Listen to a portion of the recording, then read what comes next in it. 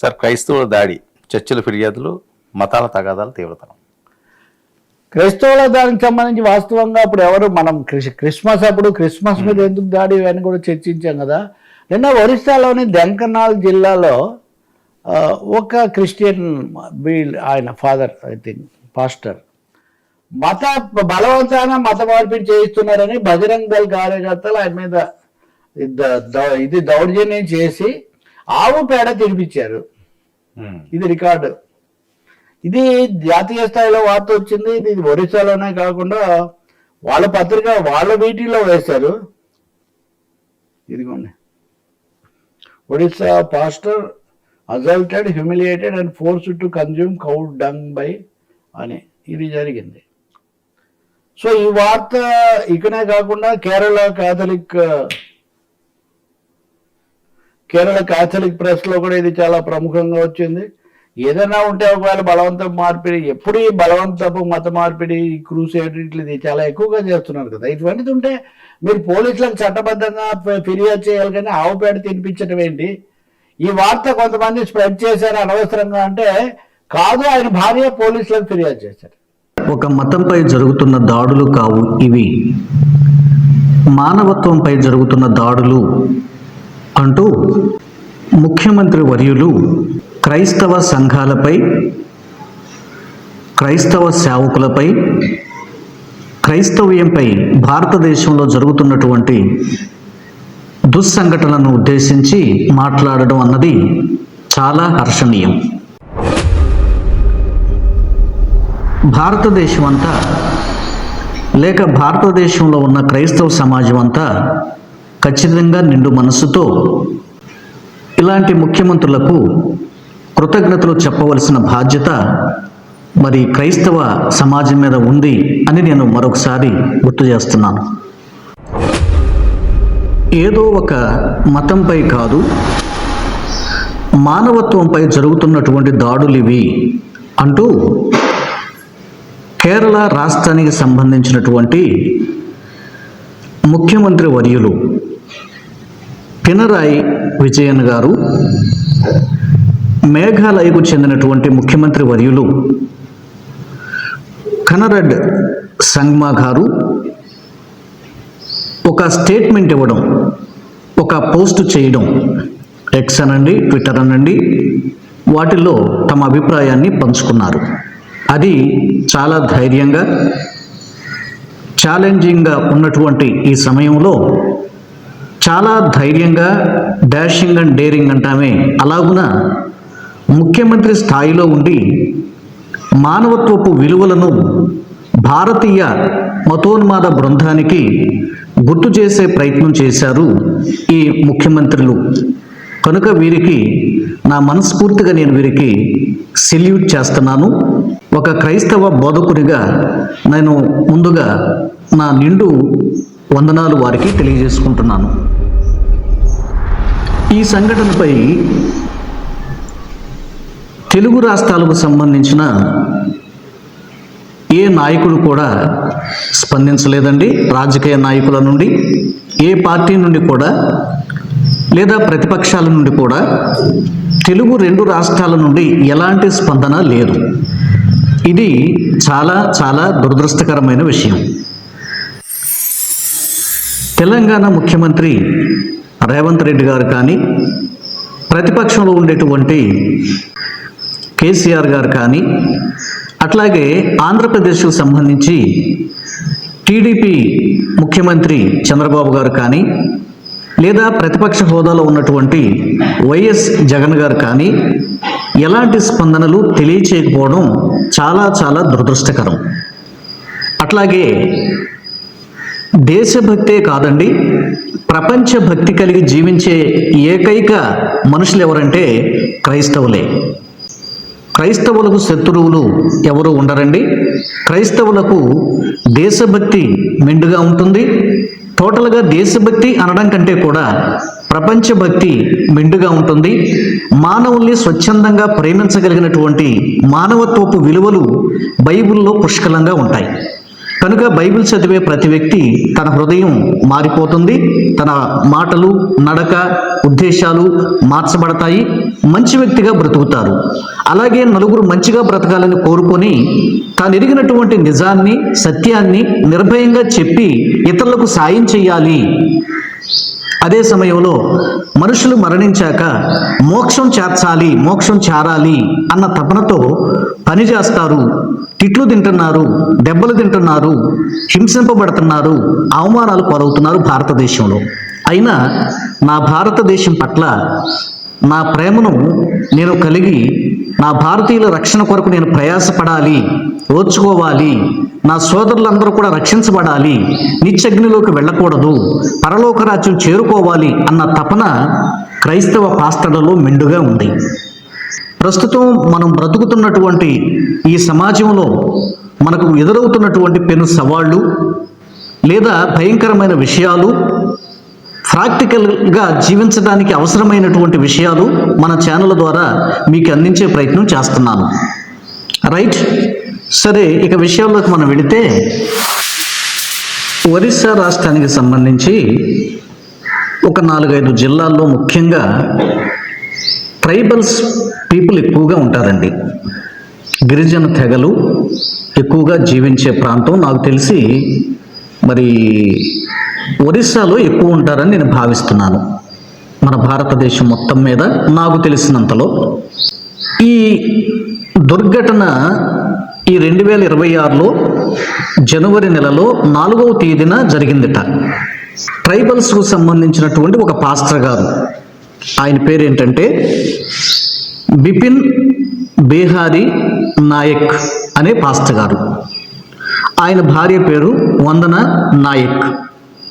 వారికి జరిగినటువంటి ఆ ఘోరమైన దుశ్చర్యను బట్టి వందన నాయక్ అనేటువంటి పాస్టమ్మ గారు ధైర్యం చేసి పోలీస్ స్టేషన్కి వెళ్ళి తమకు జరిగిన అన్యాయం గురించి ఫిర్యాదు చేయడం జరిగింది. సరే, ఏం జరిగింది? ఈయన ఒక పాస్టర్ గారండి, ఎవరిని బలవంతం చేసి ఆయన మతం మార్చలేదు. ఆయన సేవేదో ఆయన చేసుకుంటున్నాడు. ఆయన దగ్గరకు వచ్చే వారికి సువార్తను అందిస్తున్నాడు. ట్రైబల్స్లో ఆ ప్రాంతంలో అనేక మంది గిరిజనులు మారు మనసు పొంది భక్తిగా జీవిస్తున్నారు, నీతిగా బ్రతుకుతున్నారు. దొంగతనాలు మానేసి, అబద్ధాలు మానేసి, మోసాలు మానేసి నీతిగా, న్యాయంగా జీవిస్తున్నారు. ఇది క్రైస్తవులకు మాత్రమే సాధ్యం. మిగిలిన జాతుల్లో, మిగిలిన ప్రాంతాల్లో, మిగిలిన దేశాల్లో ఏదో చెప్తారు కానీ పైకి నీతులు, సూక్తులు, శుద్ధలు, ఈ శుద్ధపూసలు వాటిని పాటించరు. ఓకే, ఇది మనందరం చూస్తుంది. అందుకనే క్రైస్తవ్యం ప్రపంచంలో విరివిగా ప్రతిరోజు కోట్ల కొలదిగా ప్రజలు రక్షణ పొందుతున్నారు అని చెప్పడానికి నేను అతిశయిస్తున్నాను. రైట్, అయితే మతం మార్చాలి అన్నది క్రైస్తవుల ఉద్దేశం కాదు, కానీ ముఖ్యంగా మనిషి మారాలి, బ్రతుకు మార్చుకోవాలి, దేవుడు ఈ వ్యక్తిని రక్షించాలి అనే భారం కలిగి క్రైస్తవుడు పనిచేస్తాడు.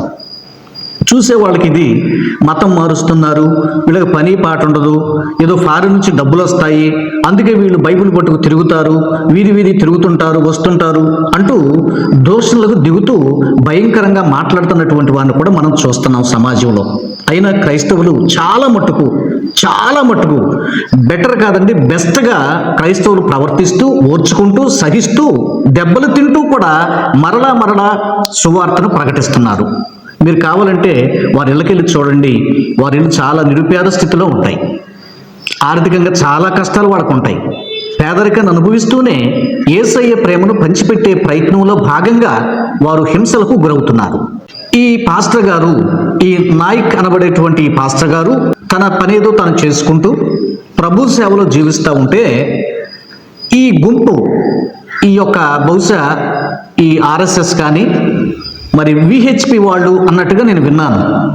ఈ గుంపు విహెచ్పి కానీ, బజరంగ దళ కానీ, ఈ మతోన్మాద శక్తులు కొన్ని ఉన్నాయి కదండి, వీళ్ళు ఆ మతభ్రష్టులు.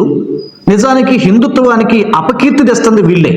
అంటే వీళ్ళలో కూడా అందరూ అని నేను చెప్పను, కానీ కొంతమంది ముఖ్యంగా ఈ సంస్థల్లో పనిచేసేటువంటి వారు దారుణంగా వ్యవహరిస్తున్నారు. వీళ్ళ వల్ల హిందుత్వానికి చాలా నష్టం, డ్యామేజ్ కలుగుతుంది అని వీళ్ళకి తెలియట్లా. వాళ్ళ పరువు పోతుంది, హిందుత్వానికి ఉన్నటువంటి గౌరవం మంట కలిసిపోతుందన్న సత్యం వీళ్ళకి తెలియట్లా. నిజమైన హిందువులు ఇట్లాంటి వాళ్ళను చూసి నిజమైన హిందువులు మానసికంగా చాలా కృంగిపోతున్నారు. అయినా పైకి వీళ్ళేమనుకుంటున్నారంటే మేమేదో హిందువులకు సాయం చేస్తున్నాం, హిందుత్వాన్ని కాపాడుతున్నాం, హిందూ ధర్మాన్ని మేమేదో సంరక్షిస్తున్నాం, దేవుడికి ఏదో సేవ చేస్తున్నాం అనుకుని జై శ్రీరామ్ జై శ్రీరామ్ అంటూ ఇతరులను అమాయకులను పట్టుకొని కొట్టడం తిట్టడం చేస్తున్నారు.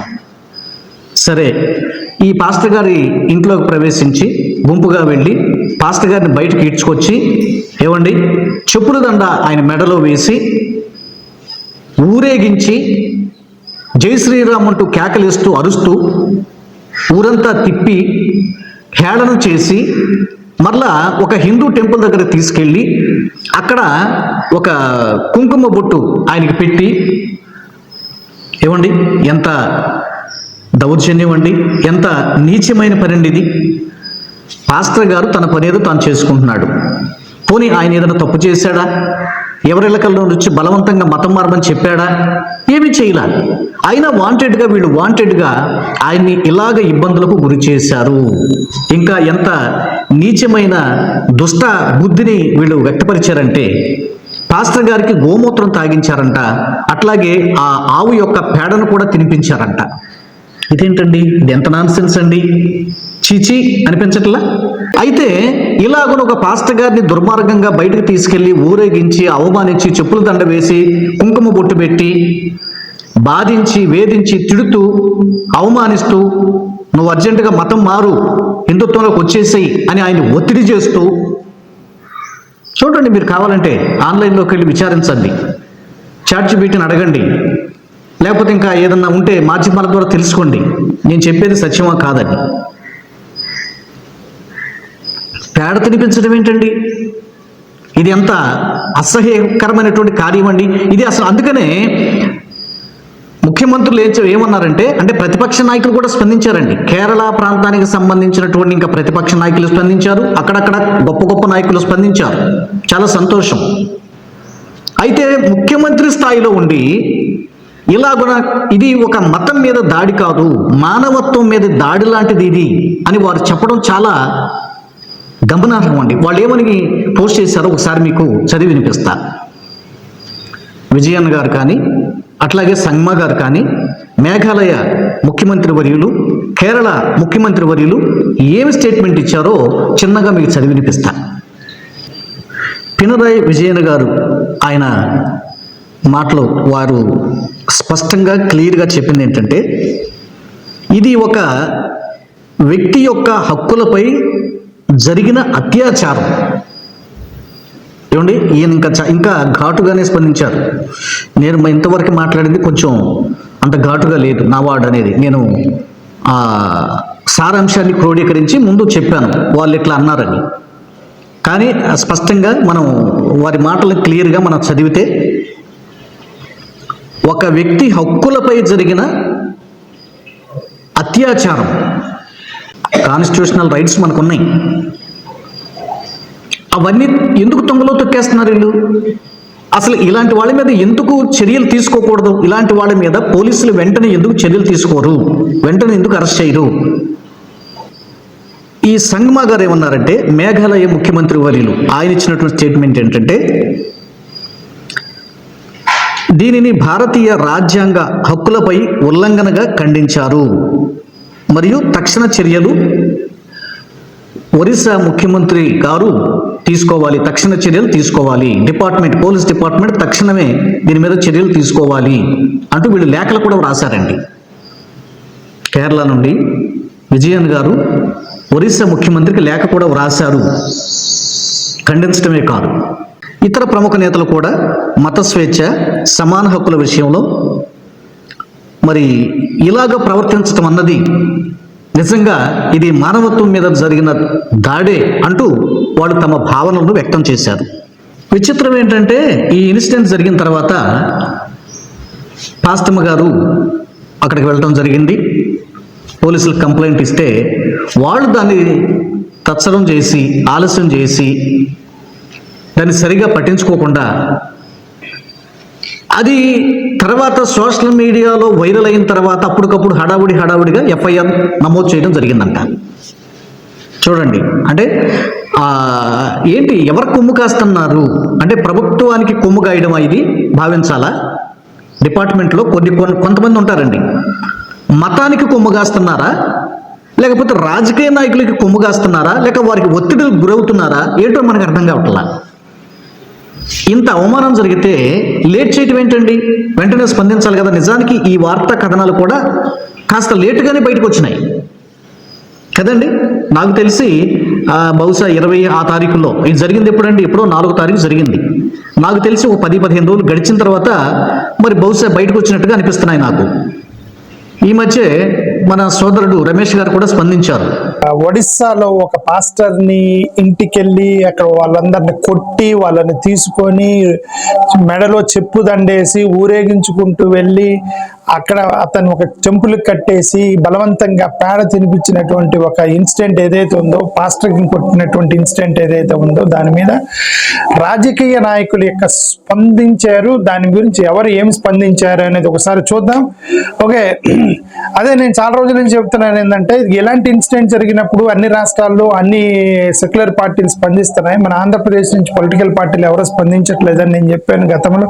టెంపుల్స్ మీద రాజకీయం చేస్తున్నారు, ముస్లిమ్స్ మీద రాజకీయం చేస్తున్నారు, క్రిస్టియన్స్ ని untouchability. This is another kind of untouchability in Andhra Pradesh is that there not nobody is interested in talking on atrocities and Christians except Ramesh Babu. నేను తప్ప ఏ రాజకీయ నాయకుడు మాట్లాడతలా. నాకు ఈ విషయాలు తెలిసి దాదాపుగా ఒక వారం అయినట్టుగా ఉందండి. దీని మీద మీ దగ్గర తీసుకురావాలని నేను ప్రయత్నం చేస్తున్నాను, కానీ కొన్ని అనివార్య కారణాల వలన వెంటనే నేను కూడా స్పందించలేకపోయాను. Sorry for that delay.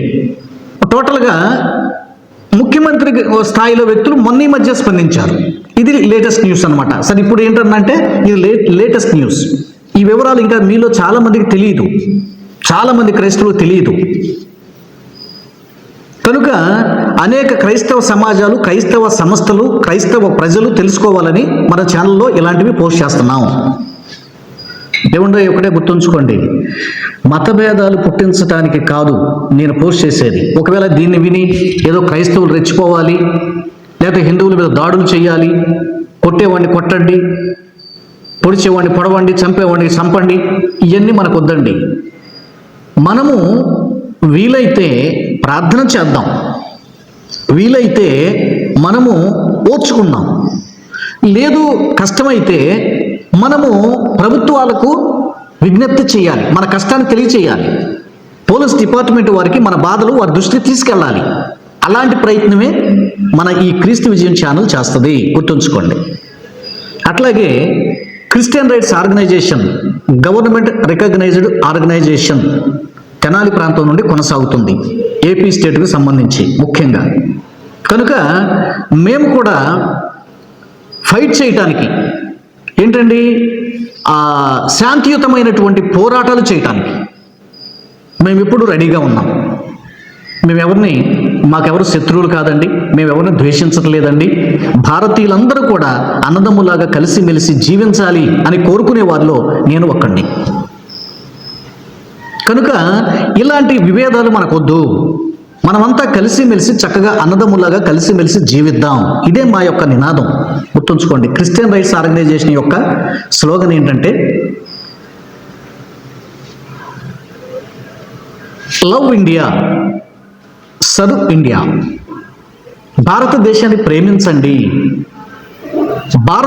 భారతదేశం కొరకు సేవ చేయండి, భారతదేశం కొరకు పని చేయండి, భారతదేశం వర్ధిల్లాలి, భారతదేశం ముందంజలో ఉండాలి, భారతదేశం నీతి కలిగినటువంటి దేశంగా, నిజాయితీ కలిగిన దేశంగా, మంచి దేశంగా గుర్తింపు పొందాలి. అందుకని మా slogan love India, serve India. ఇది మా స్లోగన్. మా ఆర్గనైజేషన్ మీకు ఎప్పుడు అండగా ఉంటుంది. ఇట్లాంటి విషయాల్లో ఖండించడానికి, ప్రభుత్వం దృష్టికి తీసుకెళ్ళడానికి అవసరమైతే ఏముండో ఏదో వీడియోలోనే మాట్లాడి వదిలేస్తాం అనుకుంటున్నారా? లేదు. ఇట్లాంటి కొన్ని విషయాలు జరిగినప్పుడు వీటిని మేము ప్రభుత్వం దృష్టికి కూడా తీసుకెళ్తున్నాము. మా వంతు ప్రయత్నాలు మేము చేస్తున్నాము, ప్రభుత్వ పెద్దల దృష్టికి తీసుకెళ్తున్నాము. అవసరమైతే కలెక్టర్ గారి దృష్టికి, న్యాయవాదుల దృష్టికి అవసరమైతే, లేదా డిపార్ట్మెంట్ వారి దృష్టికి, ఇలాగున మా వంతు ప్రయత్నం మేము చేస్తాం. రైట్. మేము ఎవరికి అన్యాయం చెయ్యం, ఎవరిని అన్యాయంగా దూషించం. కానీ ఎవరైనా అన్యాయంగా మా జోలికి వస్తే ఇక నుంచి సహించేదే లేదు, ఖచ్చితంగా చట్టపరమైన చర్యలు తీసుకుంటాం అని తెలియజేయడానికి నేను సంతోషిస్తున్నాను ఈ క్రొత్త సంవత్సరం నుండి. గుర్తుంచుకోండి. ఇంకా విచిత్రం ఏంటంటే అక్కడ ఎఫ్ఐఆర్ నమోదు చేయటం లేట్ అయింది. ఇంకా ఒరిస్సాలో జరుగుతున్న తంతు ఏంటంటే బాధితుడినే మత మార్పిడి కేసులో ఇరికించే ప్రయత్నాలు చేస్తున్నారంట. ఇప్పుడు ఈ నాయక్ అనే ఈ పాస్టర్ గారికి జరిగిన ఈ ఒక సంఘటనే కాదండి, చాలా చాలా జరుగుతున్నాయి, బయటకు రాకుండా చాలా జరుగుతున్నాయి. వాళ్ళు ఓర్చుకోలేక ఎవరైనా పాస్టర్ గారు వెళ్ళి లేకపోతే బాధితులు వెళ్ళి, అయ్యా మా మీద దాడి చేస్తున్నారు, జై శ్రీరామ్ జై శ్రీరామ్ అంటూ అరుస్తూ మా ఇళ్ల మీద దాడులు చేస్తున్నారు, మమ్మల్ని నాశనం చేస్తున్నారు, మమ్మల్ని ఇబ్బంది పెడుతున్నారని పోలీస్ స్టేషన్కి వెళ్తే మెల్లగా ఈ బాధితులనే మీరే మతం మార్పిడి కేసులో ఇరికించే ప్రయత్నం, మీరే మతం మార్పిడి చేస్తున్నారంటగా అనేటువంటి ఒక విషపూరితమైన ఆలోచన వీరి మీదే రుద్ది వీరినే అరెస్ట్ చేయడానికి ప్రయత్నాలు జరుగుతున్నాయన్న వార్తా కథనం కూడా ఉంది. ఇది చాలా దురదృష్టకరం. ఇంకా దురదృష్టకరం ఏంటంటే ఒరిస్సాలో యాంటీ కన్వర్షన్ లా అమల్లో ఉంది.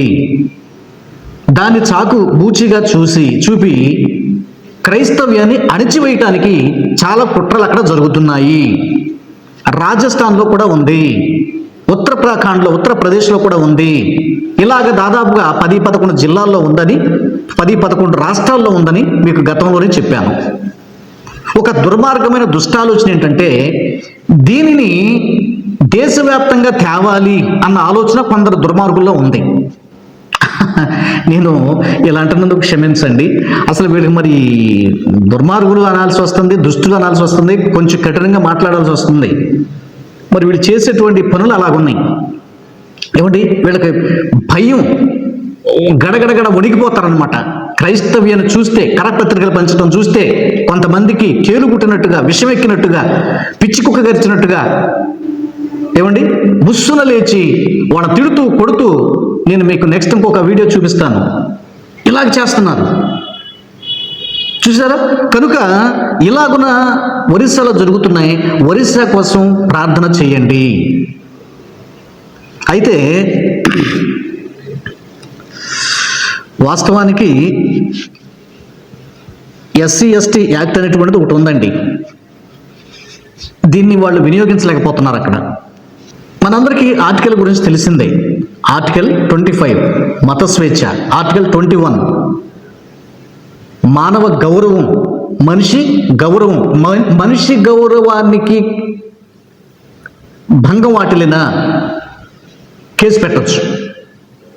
మత స్వేచ్ఛకు భంగం వాటిల్లిన మనమే ఎదురు కేసు పెట్టాలి. ఆర్టికల్స్ ఉన్నాయి, అప్పుడప్పుడు చూడండి, చదవండి, తెలుసుకోండి. టోటల్గా ఏంటంటే నిజానికి ఇది ఇట్లాంటివి లా అండ్ ఆర్డర్ ఇష్యూస్ కాదు, కానీ కాన్స్టిట్యూషనల్ రైట్స్ వైలేషన్ కిందకు వస్తాయండి. అయితే ఇలాంటి సంఘటన జరిగినప్పుడు, వెలుగులోకి వచ్చినప్పుడు ఖచ్చితంగా ఇలాంటి వీడియోస్ని మీరు వైరల్ చేయండి. అయితే టోటల్గా వాళ్ళని అరెస్ట్ చేయడం జరిగిందండి. ఎంక్వైరీ జరుగుతుంది, విచారణ జరుగుతుంది. దేవుని స్తోత్రం కలుగును గాక. చేసిన పాపం ఊరికే పోదు కదండి. ఆవేశంలో ఆవేశపడి చేస్తారు. దాదాపుగా 10-12 మందిని అరెస్ట్ చేసినట్టున్నారు ఈ సంఘటనలో. ముఖ్యమైనటువంటి వాళ్ళు దొరికారు. తెలుసుకోండి. తప్పించుకోగలుగుతారా? తప్పించుకోలేరు. ఒక అన్యాయం చేస్తే తాత్కాలికంగా ఉద్రేకంతో తాత్కాలికంగా ఎవడో రెచ్చగొడితే, రెచ్చిపోయి చేస్తే తర్వాత పనిష్మెంట్ అనుభవించాలి, శిక్ష అనుభవించాలి. వీళ్ళ విషయంలో ఇప్పుడు జరుగుతుంది అదే. యాంటీ కన్వర్షన్ లా ఆ స్టేట్లో ఉన్న సమాజం అంతా కూడా, క్రైస్తవ సమాజం అంతా, ఆయా రాష్ట్రాలు కూడా స్పందించినాయి కనుక తీవ్రంగా అక్కడ ప్రభుత్వం కూడా తల వంచి దీని మీద ఎంక్వైరీ వేయించి దీని మీద విచారణ జరిపిస్తున్నారు. దీన్ని బట్టి నేను ప్రభువును స్తుతిస్తున్నాను. ఓకే అండి. ఈ అంశానికి సంబంధించి టోటల్గా విషయం ఇదండి. ఒరిస్సాలో ఒక పాస్టర్ గారికి ఘోరమైన అవమానం జరిగింది. ఆవు మూత్రం, ఆవు మలం తినిపించారు. సో ఇది చాలా విచారకరం. దాని మీద సీఎం స్థాయి వ్యక్తులే కొన్ని రాష్ట్రాల నుంచి స్పందించడం చాలా హర్షణీయం. మరొకసారి వారికి మనం మనస్ఫూర్తిగా థ్యాంక్స్ చెప్పాలి. థ్యాంక్స్ చెప్తున్నాను మీ అందరి పక్షంగా కూడా, మన క్రీస్తు విజన్ ఛానల్ పక్షంగా కూడా. ఓకే, ఈ వీడియోని ఇతరులకు కూడా వెంటనే షేర్ చేయండి.